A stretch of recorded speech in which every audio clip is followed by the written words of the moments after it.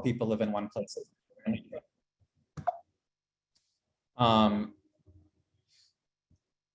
Another thing that we've noticed in reviewing where and how much service runs right now is that there is kind of surprisingly little service in Salinas compared to how much demand there probably is. Salinas is the largest community by population by far in Monterey County. It's got over 155,000 people in it, more than a third of the population. And that whole population, even including Boronda and everything, is within a 5 by 5 mile square, basically.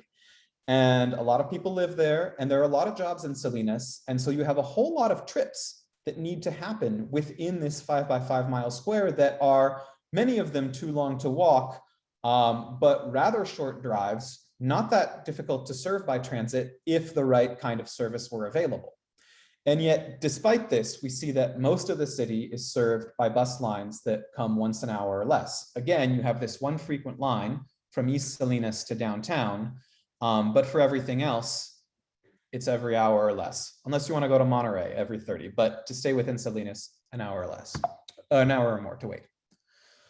And so you can kind of see what the problem is if you look at where there are people and where there are jobs. And we look at people and jobs, it's a sort of shorthand way to figure out where there are going to be a lot of trips. Doesn't tell us everything, but it does tell us a lot.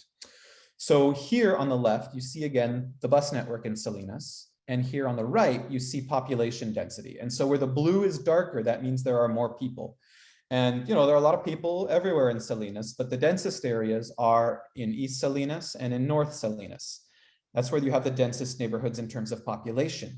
In terms of where a lot of jobs are located, see this map here, where the blue is darker, it means you have a lot of jobs within a 30-minute walk. Well, there's a whole lot of jobs, and the vast majority of them are located south of Highway 101. Most of the people live north of 101. And so there's a clear, obvious travel pattern here where many people are going to need to go 3, 4, 5 miles from North and East Salinas to downtown and South Salinas. But there's not a whole lot of service to provide that. So that's something that's worth examining and possibly changing. Other big reason to look at MST's network right now is just the pandemic. Pandemic has changed everyone's reality. I'm here speaking to you in this Zoom meeting. 18 months ago, we would probably have been in a room somewhere in Salinas or Monterey. And the pandemic has changed a lot about how transit is operated too. Transit ridership's been way down the last year. It's slowly coming back, but it'll probably be a year or two at least before it comes back to where it was in 2019. And things we've noticed during the pandemic is that ridership has really reflected the needs and travel patterns of essential workers. And so we noticed that rush hour ridership hasn't been very high. Weekend ridership has remained has stayed at much closer levels to pre-pandemic than weekday. And there's been the least change in low-income communities of color. And so that's something to bear in mind. Who's that? The very core customer, people whose needs are so essential that they would use public transit even in a public health emergency. So that's something to think about. It doesn't necessarily determine how we'll plan it, but it's important to remember. So before continuing and talking about kind of what MST should do or might do in the future, I want to spend a minute talking about what makes transit service useful, what makes a bus line useful, what conditions in the world allow transit to be useful. The most obvious condition that allows transit to be useful is that it connects many people to many places they need to go. And so transit is most useful in places that are dense, because in places that are dense, you have a lot of people nearby. If a bus stop is near 10,000 people, a lot more people might use that bus stop than if it's only near 1,000 people. Second thing that is essential for transit to be useful is to be serving an area that is relatively walkable. The more walkable the area is, the better transit can serve it, because it means that you can walk from the bus stop to wherever you need to go more easily. And so that's helped by two things. It's helped by the shape of the street network, where you have kind of a gridded street network where lots of streets connect. It's easy to walk to more places versus if you're in a kind of semi-rural or outer suburban area where there's a lot of cul-de-sacs, that makes it harder. And also features like sidewalks and crosswalks are essential to make it safe and comfortable for people to walk to and from bus stops. Another thing that's essential for transit to be useful is straight lines. People like to travel in straight lines because it's faster and it gets you there sooner. And so if you can design a transit network as straight lines, you can design more useful service. And so you see kind of two contrasting examples here. On top, a straight line connecting a bunch of places that are really nearby. That works great. But if you have the kind of community where maybe you need to reach deep into cul-de-sacs to get into some apartments, and a half-mile deep into a Walmart parking lot to get to the store, and up a hill to the university or the hospital, et cetera, it gets a lot harder for transit to effectively serve. Last thing is in terms of how useful transit can be for every dollar spent. The closer people and places are to each other, the less it costs to serve them effectively. And that's simply because transit costs about as much as it takes hours to run it, because the big cost of transit is how many hours the bus is on the road. So how does that match conditions in Monterey County? It probably won't surprise most of you to learn that there are some significant challenges. What you can see in front of you is a map of population and job density in the MST service area, sort of the northern 2/3 of Monterey County and then surrounding areas.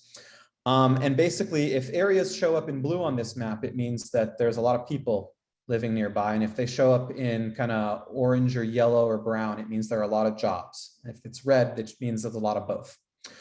And so the places that show up on this map are the places where there are a lot of people and a lot of jobs near each other.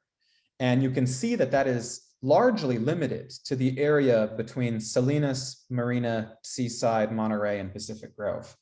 Outside of there, people tend to live much farther away from each other and from the places they need to go. But we also know that outside of there is, 35–40% of the county population. The people and jobs are very spread out. And so here's the same map, but zoomed in specifically to the greater Salinas and Monterey urban areas. A big thing missing on this map is CSUMB, just a quirk of census geography. It's in a big zone, so you don't see it, but it's another kind of dense and growing area. So you might think, okay, people and jobs are very spread out, but we can focus the transit system on the people who really need it. And who really needs it? Well, some people think that the people who really need transit are people with low incomes. And so this is a map showing density of people who live in households below 150% of the poverty line. And you can see that people with low incomes from this map are more concentrated in some areas than the general population. There's bigger concentrations in parts of Salinas and Seaside, but they still live all over the place. There are people with low incomes everywhere. So you can't just serve East and North Salinas and Seaside and call it a day. And if you zoom out to the region, you can see, yeah, there's even significant concentrations far out in a lot of places. Not to mention all the people who don't show up on this map because they just live in rural areas.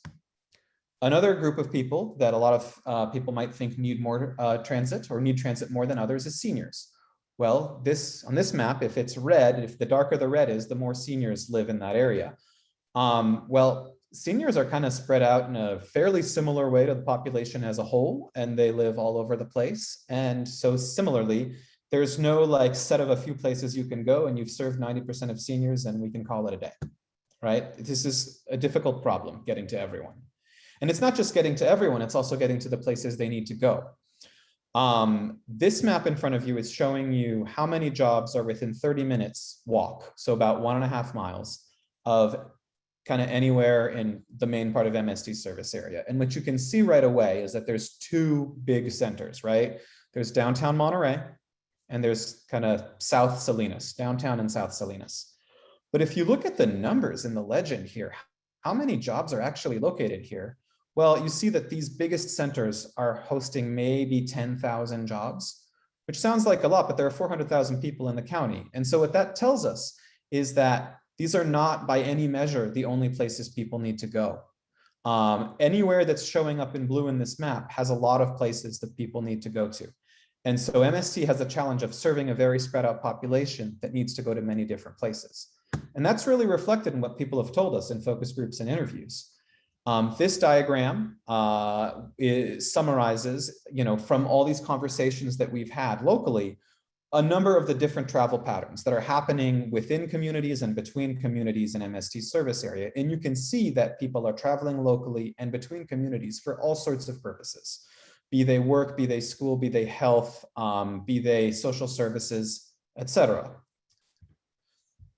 Other important challenge is where people have been moving to. So going back to this map of population growth and decline, you can see that the places where people that have been growing the most tend to be places that are very far away from major concentrations of jobs and other destinations. The South County, obviously, everywhere 20 miles and further south of Salinas. And even within the kind of urban continuum between Monterey and Salinas, the fastest growing area has been Marina, which is also the one part of the urban area that's farthest from a large number of jobs. So what does that mean? What choices does MST need to make, kind of knowing all this? All this I've shown you so far is things MST can't change, but what can MST change? Well, MST can change where and how much service they provide. At a very high level, what does that mean? Well, you can think about how much service is available in each community. And so right now I'm going to go through some questions that we are asking for direction from MST's board of directors on in maybe redesigning the network. So right now, MST is providing about half its service roughly in the greater Monterey, Seaside, Marina area, about a third in the greater Salinas area, and about 15% in the rest of the county. And so first question that we will be asking for direction on, and we'll be interested in your comments on this evening is that the right balance? And if not, what should it be? And of course, it's all fine and good to talk about, is there enough service, but what is the purpose of the service? And I want to talk to you now about balancing ridership and coverage. This is a very, very important question that all transit agencies need to figure out. So let's step back from your local context for a second and imagine that you are the bus planner for this imaginary little town here. Gray lines in this little graphic are the main streets. Dots are people and jobs. You have all these buses here. What are you going to do? Well, if you want the most useful possible service that's going to attract the most possible riders, what you're going to do is you're going to put all the service on the two main roads where the most people live and work and do whatever they do in their life. That's going to mean service is going to be very frequent and very convenient on those two roads, and people are going to be able to use the service to do all sorts of things. But anyone who doesn't live near those roads or work there or do other things there won't have any service. And when you as the bus planner are going to show up to the city council meeting and say, here's what we're going to do, they're going to tell you, hey, but all these people in my district over here, they can't get on the bus. Go back to the drawing board.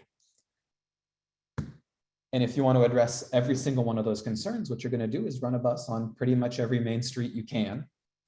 And everyone's going to be pretty near service. But when you spread service out like that, you spread it thin. And so the bus is not going to come very often to any place. It's not going to be very convenient or very useful, and very few people will end up using it. So both of these goals are very important, right? Transit agencies like MST get judged on ridership. People read in the newspaper that ridership has fallen and they feel like the transit agency is failing.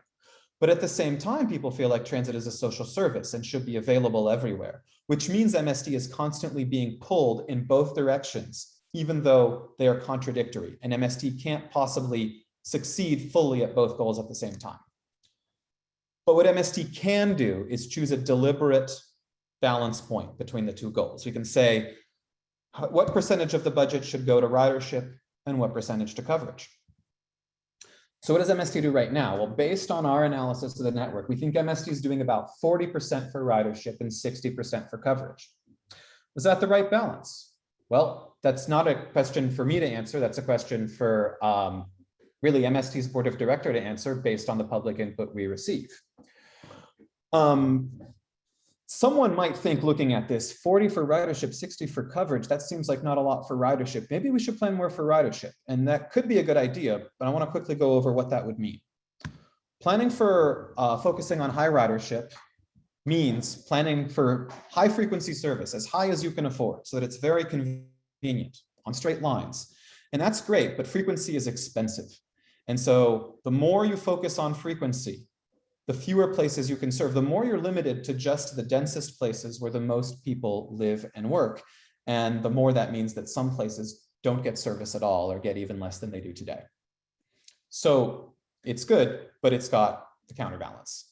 In very rough terms, if MST were to do nothing else but focus on how much ridership they can get per hour of service, they would only can focus on connecting the areas that show up in color on this map to each other. That obviously would be very extreme and it's very unlikely, but I just want to show you what that end of the spectrum looks like.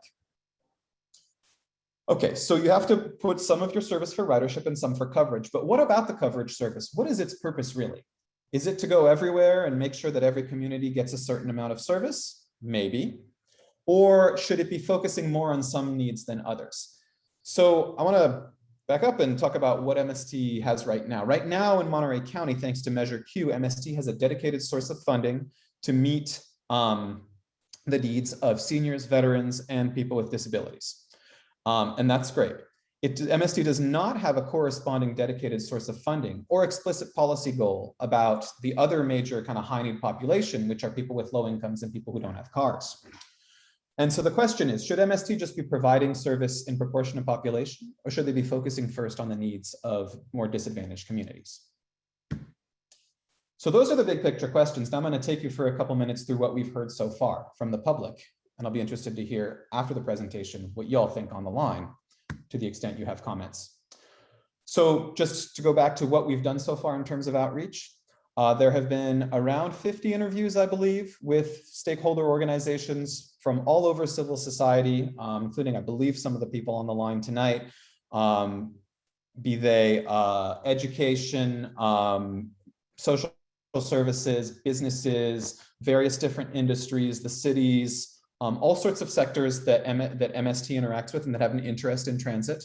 We've also had 9 focus groups with existing riders selected through a survey that was distributed on the bus. And we've tried to make sure that the riders that we've spoken to we've spoken both with English and Spanish speaking riders and with a cross section of people throughout the county. We also did a phone survey that we gathered 500 responses for. And the responses we gathered, we specifically made sure that we had responses that reflect the full diversity of Monterey County's population in terms of age, income, location, race, and primary language. So I'm going to go through kind of a couple big picture results from this survey. The truth is that we heard many, many things, and I could talk about it for a long time tonight, but in the big picture, what we heard from stakeholders and riders and the survey is pretty consistent. So in the phone survey, when we asked people about the contrast between whether service should be frequent and just in a few areas, or it can come a few times a day but be available everywhere, most people prefer frequent and just available in a few areas. Depending on how we ask the question, the numbers vary, but it's about 2/3, 1/3. So that's an interesting finding. But it's also important to note that that is not as overwhelming as it looks. This is not an election. You don't win 51 to 49.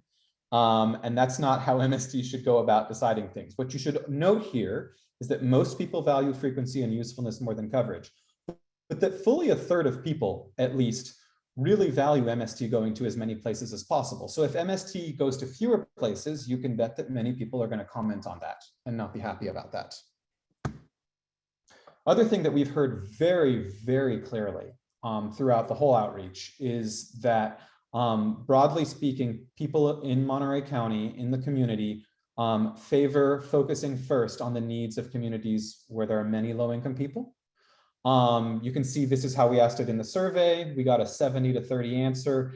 It reflects the conversations we've had more generally. So that's another interesting thing to note. And there isn't, by the way, that much distinction in the results from one part of the county to another. There's nothing. I can talk about it later, but just FYI. So these two big picture findings, valuing frequency and usefulness somewhat more than coverage, and definitely valuing equity, they're reflected when we ask people, put a sort of a laundry list of things that MST might be prioritizing and which ones are more important than others. So we asked people about all these things and we said, which ones are extremely important, very important, somewhat important, not important to you? And what we can see very clearly is that the top 2, routes tailored to needs of elderly and disabled, and affordable transportation where many people lack vehicles, are very equity focused. Over 90% of people think it's very or extremely important to get service to the people who need it the most.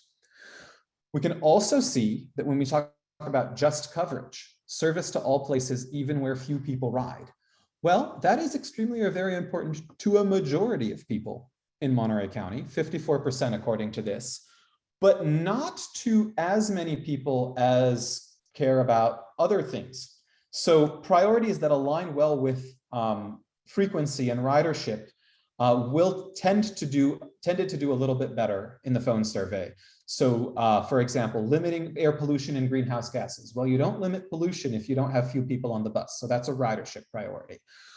Things like reducing the growth of traffic congestion. You can't reduce congestion if you don't have a lot of people on the bus. Just the bus just running by itself doesn't reduce congestion. Getting people to jobs, stores, schools, well, to get many people to those places, you're focusing on frequency and ridership. So that's kind of what we've heard from the public. So to back up about where we are right now in the project, as I mentioned at the beginning here, everything I've said today and a whole lot more is included in a document called the Choices Report. It's available on MST's website. If you look for comprehensive operational analysis on the website, you can click on that, click through, you'll find the Choices Report and the executive summary. Even if you don't have that much time, I really encourage you to look into it. The documents are full of pictures. You can just look at the maps and the graphics, and that will give you 90% of the information you need to understand everything that we've learned, really. In a week from now, we're going to be talking with the Board of Directors, the MST Board of Directors Operations Committee, and they're going to give us some direction on these questions I've talked about tonight for how we should be designing a draft network plan. And so that plan will then be available probably in September, actually, and it'll go out for community input. Depending on what we hear, it may change significantly. We'll have a final plan by the end of the year, and sometime in 2022, if the board decides, you may have a new network. So just here, quick information about who to contact and how if you have questions or want to learn more. Project website, there's this long URL here, but if you just go to MST's website, mst.org, and scroll down, you can click on Comprehensive Operational Analysis. If you want to talk to MST staff, if you have a message to them, and then the next few days or whenever, you can email them. That's Michelle Overmeyer and Sloan Campy, and their email address is right there. And if in the next week you want to comment to the Board of Directors about where we should be going here, you can go look them up on MST's website as well, and feel free to contact them. They are your elected officials. So with that, I think we'll take any questions or comments. Thank you. Thank you, Daniel. I wanted to add a couple things. First of all, we apologize. We are recording this meeting. Something happened where we couldn't get it going at first, but we got it going mid-meeting, and so this, at least part of this presentation, will be posted. In terms of asking questions, we're going to, if you have questions about this for us now, now that we are entering the Q&A session, we are going to ask you to raise your hand and use the raise hand feature in Zoom. I know we have at least one person here who is dialing in on a telephone, I believe. We can, if you want to ask a question, to raise your hand, dial *9 on your phone, and it should raise your hand. Otherwise, we can also just double check to see if you are, if something's going wrong with that. But we want to thank you for coming tonight. And does anyone have any questions?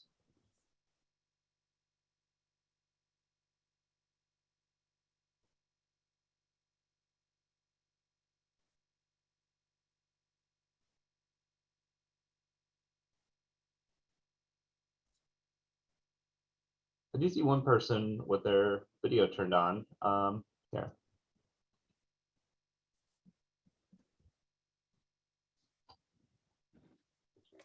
Hello, do you have a question, sir?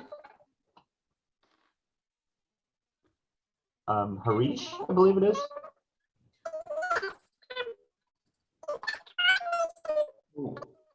Oh, I'm sorry. There seems to be something going on with your sound. It's very high pitched. And perhaps you could type the question in the chat. Yeah. And then in the meantime, I'm noticing there's another raised hand, Julius Mill. Okay, yeah, I'm going to mute Harish. And Julius. Hey guys, thanks. Sorry, I joined at around 5:50, so I could have missed this up front. I'm the program manager over at 545 Work Street, which is Step Up in Salinas, and we've housed about 70 folks who were experiencing chronic homelessness. And transportation, there's a bus stop down the road, but it's a bit of walking distance, and many of our folks struggle with physical disabilities. Long story short, sorry for prefacing it the way I am, wondering if there's a proposal process that I could go through to kind of recommend a bus coming by closer to our location, even if it were twice a day. The frequency isn't as important as maybe the opportunity. And I know I was just, thanks for your hard work. The survey was really comprehensive as well. So I think all that we would need is just to be aware of where the site is. And then I can't promise you that that's definitely going to happen as part of this process. But if we're aware, we can, it can be one of the things we look at when we're looking at where to draw bus lines. And okay, so it'd be as simple as just putting together an email request of sorts, even if it's informal. I think so. I mean, Sloan, you can confirm, but I think if you write Michelle or Sloan and just let us know where you're at, then we can take a look at it. Yes. I can't hear it. Okay. Yes, you can send an email to either one of us or to both of us, and it would be helpful for us to know where you're located and what your needs are. Great. Thank you. Thanks kindly. Yeah. And to be clear though, this should not be taken as a commitment that there's going to be service in any one particular location right now. We're still Sure. trying to figure out what the general direction is. And then depending on what we find out and where we know that there are needs, MSD will have to balance where those end up in the draft plan. Absolutely. Thank you. I actually have Harish was able to ask his question in the chat. He is asking, is there a coordination between the planning departments of various cities and MST? It would be better to involve everyone at the onset so the route and schedule planning is optimal. We could either one of us could take that question, Daniel. Maybe I'll start and you can add stuff if you want. That'd be great. Okay. So the short answer is yes. We have contacted all of the cities in the service area, and we've had conversations with a lot of them already in the preliminary stages of this project.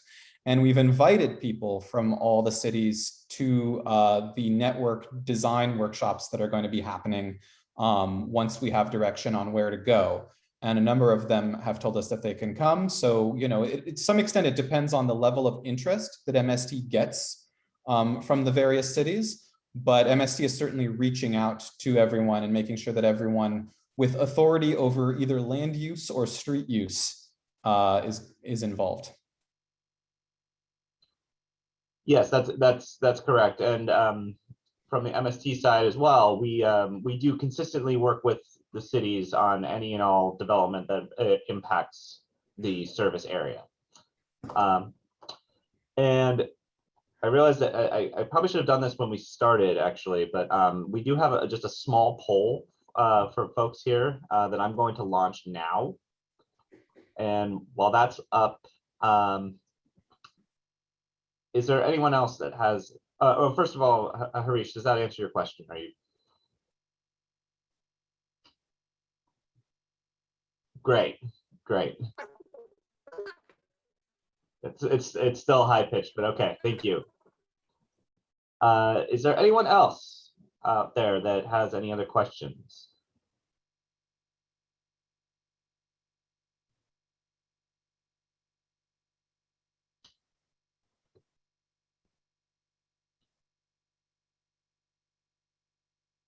I do see at least one person with a phone. I'm just going to check on you if that's okay.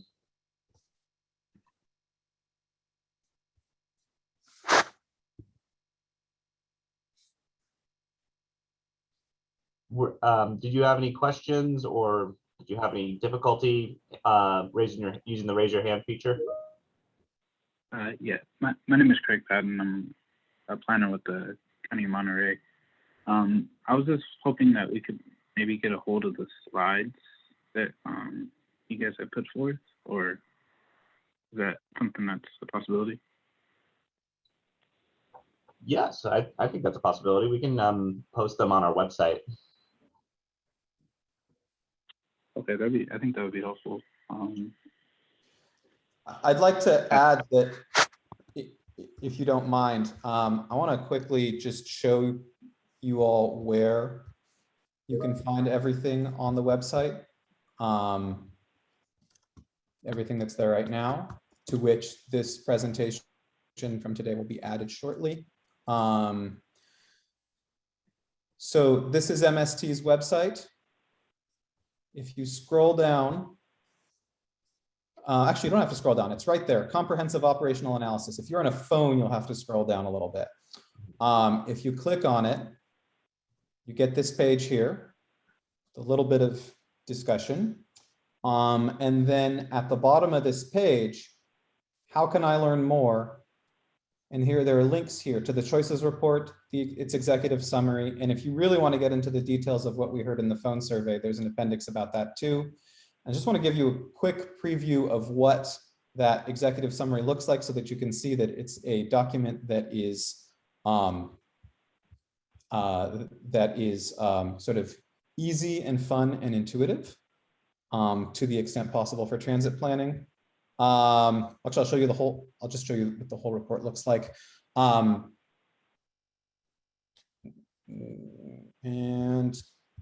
let's see, I'm sorry, this is not working properly. There, now you should be able to see this. So that's the document. And so it's 77 pages. You don't need to read it all unless you're very interested, but all the maps that I've shown you tonight and many others are all in here. And you can read this all if you want, but you'll probably get 90% of what you need just, you know, skimming through and looking at the various maps and graphics. All this is designed to be legible as quickly as possible. So, et cetera, et cetera, et cetera. And there's an executive summary version that's only 17 pages or 18 pages.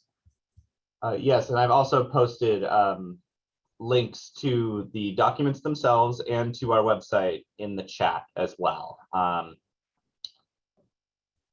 And anyone can just let me know if that is, if you're having difficulty finding that. All right, are there any other questions out there at this time? I see that a few people have voted in the poll. Thank you for your responses. I'll give it another 45 seconds and then close it.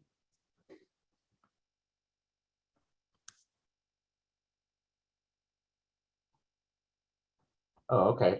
We do have one more question from Craig. Sorry, Craig, I apologize if you are having difficulty with the phone and raising your hand or anything, but do you want to ask your question? You are unmuted now, or I can read it for you. I didn't have so much question, more I guess a comment.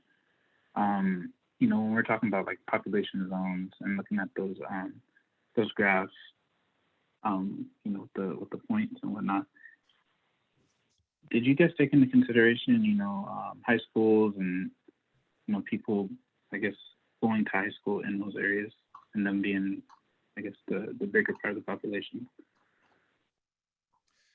So we, the data that I've shown tonight doesn't include high school locations, but that is something that is taken into consideration anytime you're going to design any kind of bus service.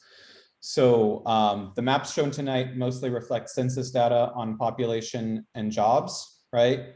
But we do know, you know, we are working with, you know, the planners from various cities and the county, et cetera, And so, and we do know, we have the service planners from MST as well. We do know where all the various high schools are located, and serving them, will be taken into account.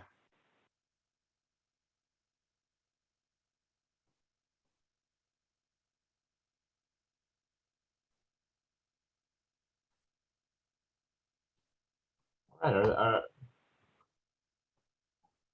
Are there any other questions out there about this process or anything about this presentation whatsoever?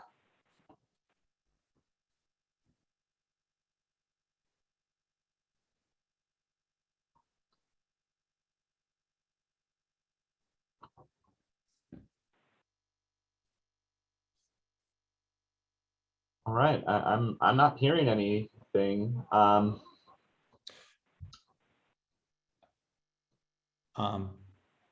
I think we've committed to being here till 6:30. I don't, Yeah.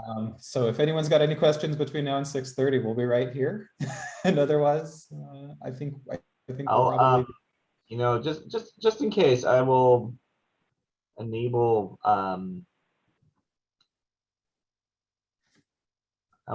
folks to unmute themselves now if anyone was having difficulty with the raise hand feature, to which we apologize if you were having difficulty with that. But if you have a question, go ahead and unmute yourself and shout it out.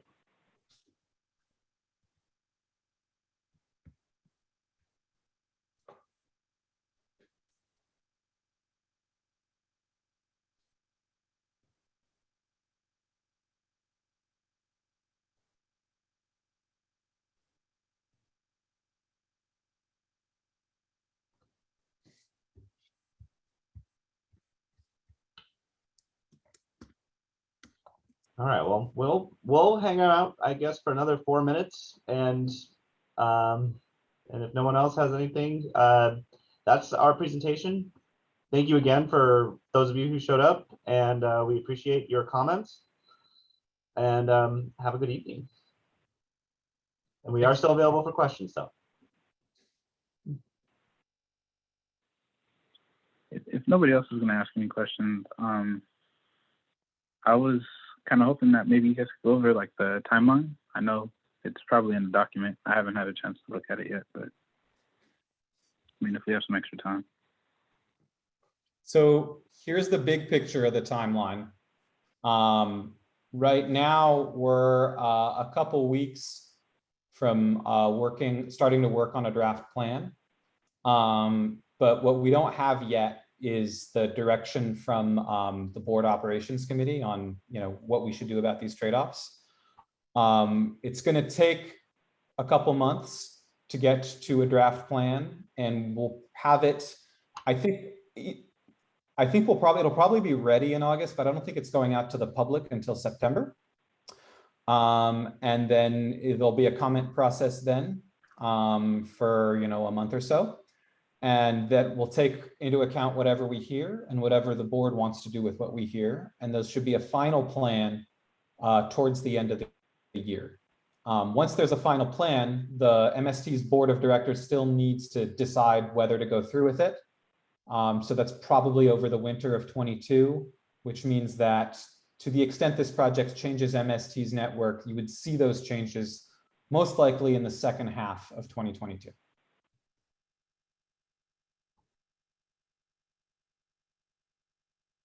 Does that answer your question? I think so. Yeah. Okay.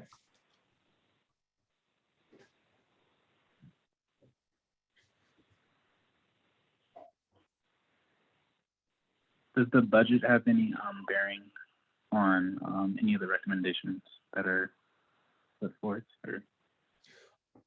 Yes. Yeah, actually, this is a very important point, and I'm glad you brought it up. So we're going to be designing primarily what can MST do with sort of the amount of money that MST has right now, the kinds of funding sources that MST has right now, which means that in a lot of ways, if you're deciding to do one thing, that MST doesn't do now, you're deciding to drop something else that MST does do now. We're also going to be looking possibly at a couple other funding scenarios but those remain pretty hypothetical. And so they are probably not going to be the main focus of the draft plan. So there may be a scenario where MST has more money, and what would MST do with more money? What kind of value could MST create with that? But we're still actually hammering out those details about how much more money MST can even, legitimately think of considering. Because any money is obviously an ask to someone, either to elected officials or to the voters. And that ask has not been made yet.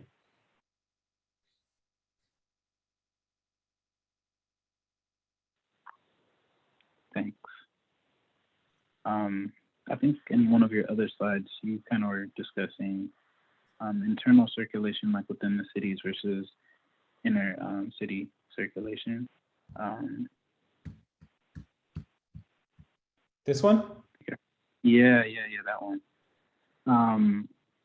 So I see a majority of North County and I guess everything from Monterey to Seaside and whatnot. South County, what is that, Gonzales and areas like that. Is that kind of been looked at as far as like internal circulation? Yeah, so there's a couple ways to look at this. What I showed this one to make the point that people are kind of traveling all over the place. But if you want to look at kind of numbers, the best numbers we have are from the census, and they're about commutes. So they're obviously pretty incomplete because people travel for all sorts of reasons, but I can show you the map from the report that specifically goes into that sort of what is the size in terms of number of people traveling between places. I just can find this. Here we go. So this is a map of commute data. It's from 2017. Obviously, there's been a pandemic since then, but it reflects the relative sizes of these communities pretty clearly. And so even though the details of this will change in the next year or two, the big picture is probably going to be roughly similar. What this map does is two things. There are these circles and there are these arrows. The circles are showing you the size of the internal commute market. So the bigger the circle is, the more people are traveling inside this city. And then the arrows are showing you kind of the larger patterns between cities. So the biggest commute market by far in Monterey County is Salinas to Salinas, right? No surprise, it's the biggest community by far. And then you have a few other kind of relatively big ones, which are also not surprising. Monterey to Monterey, kind of within the seaside area to within the seaside area, right? And then between cities, we've specifically highlighted the flows that had more than 1,000 commutes a day in 2017, because for transit's purposes, what matters is that you have to have enough people that you're going to capture some share of them. And so you can see the bigger flows between cities. The biggest one's really Salinas to Monterey, 3,400 a day in 2017. Second biggest one is Marina to Monterey. But there's a number of, actually that's not true. The biggest one is Seaside to Monterey, and the second biggest one is Salinas to Monterey. But you can see that there are these flows, these smaller ones in all over the place. In terms of the South County communities, there is some flow to and from Salinas. But it is not nearly as big in terms of how many people are doing this and how often as there is kind of in that Salinas to Marina to Seaside to Monterey to Pacific Grove, where there's really a continuum of trips. Does that answer your question? I think so. Just looking at this, so is this, I guess, standardized, for this county in particular? Is this kind of taken into consideration of a like-minded city or county? So this is produced by the Census Bureau. This is standardized nationally. And it's based on a whole series of sort of regularly rotating surveys, and it's called LEHD. And it basically, so it ends up with estimates of how people are commuting, where they're going to and from nationwide. But we've specifically selected the data that is local to your community and portray that here. Got it. Sorry for asking so many questions. I mean, I just, No, it's good. That's what we're here for. Yeah, thank you for utilizing the time.